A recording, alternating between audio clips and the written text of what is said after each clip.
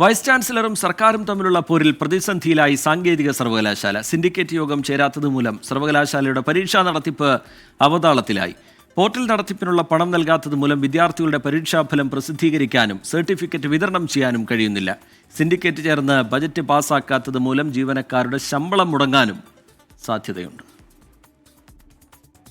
താൽക്കാലിക വിസിയുടെ ചുമതലയിലേക്ക് ഡോക്ടർ കെ ശിവപ്രസാദ് നിയമിതനായതോടെയാണ് APJ അബ്ദുൽ കലാം സാങ്കേതിക സർവകലാശാലയിലെ പോര് രൂക്ഷമായത്.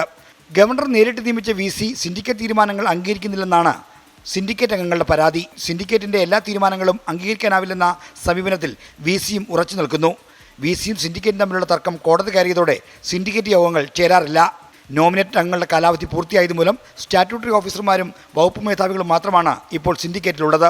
കേസ് നടക്കുന്നതിനാൽ സിൻഡിക്കേറ്റിലെ അവശേഷിക്കുന്ന അംഗങ്ങൾ VC വിളിക്കുന്ന യോഗത്തിൽ പങ്കെടുക്കുന്നുമില്ല. വിട്ടുവീഴ്ച ചെയ്യാൻ VCയും തയ്യാറല്ല. സിൻഡിക്കേറ്റ് യോഗം ചേരാത്ത മൂലം സർവകലാശാലയുടെ പ്രവർത്തനങ്ങളാകെ താളം തെറ്റി. പരീക്ഷാ നടത്തിപ്പ് അനിശ്ചിതമായി നീണ്ടുപോവുകയാണ്. പരീക്ഷകൾ നീളുന്നത് വിദ്യാർത്ഥികളെ ബുദ്ധിമുട്ടിലാക്കുന്നുണ്ട്. സിൻഡിക്കേറ്റ് യോഗം ചേർന്ന് പുതിയ സാമ്പത്തിക വർഷത്തേക്കുള്ള ബജറ്റ് തയ്യാറാക്കാത്തതും പ്രശ്നങ്ങൾ സൃഷ്ടിക്കുന്നു. ബജറ്റ് അംഗീകരിക്കാത്തതുകൊണ്ട് പണം ചെലവഴിക്കാനാകുന്നില്ല. തന്മൂലം പോർട്ടൽ വാടക, റെക്കോർഡുകൾ സൂക്ഷിക്കുന്ന ക്ലൗഡിൻ്റെ വാടക എന്നിവയെല്ലാം കുടിശ്ശികയാണ്. പോർട്ടൽ വാടക കുടിശ്ശികയായത് പരീക്ഷാഫലം പ്രസിദ്ധീകരിക്കുന്നതിനെയും സർട്ടിഫിക്കറ്റ് വിതരണത്തെയും ബാധിച്ചിട്ടുണ്ട്. സിൻഡിക്കേറ്റ് യോഗം ചേരാത്തത് മൂലം പരീക്ഷാ ക്രമക്കേടുകൾ റിപ്പോർട്ട് ചെയ്ത കേസുകളിലെ ഹിയറിംഗും തടസ്സപ്പെട്ടിരിക്കുകയാണ്.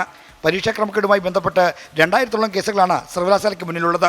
ബജറ്റ് പാസ്സാകാത്ത മൂലം ജീവനക്കാരുടെ ശമ്പള വിതരണവും മുടങ്ങുന്ന സ്ഥിതിയാണ്. പ്രശ്നങ്ങൾ ഇത്ര രൂക്ഷമായിട്ടും ഉന്നത വിദ്യാഭ്യാസ വകുപ്പ് ഇടപെടുന്നില്ല. സിൻഡിക്കേറ്റ് പുനഃസംഘടന പോലും ഇഴഞ്ഞു നീങ്ങുകയാണ്. അടിയന്തര ഇടപെടലിലൂടെ സാങ്കേതിക സർവകലാശാലയിലെ പ്രശ്നങ്ങൾ പരിഹരിക്കണമെന്നാണ് വിദ്യാർത്ഥികളുടെയും രക്ഷിതാക്കളുടെയും ആവശ്യം. ആർ ശ്രീജിത്ത്, 24, തിരുവനന്തപുരം.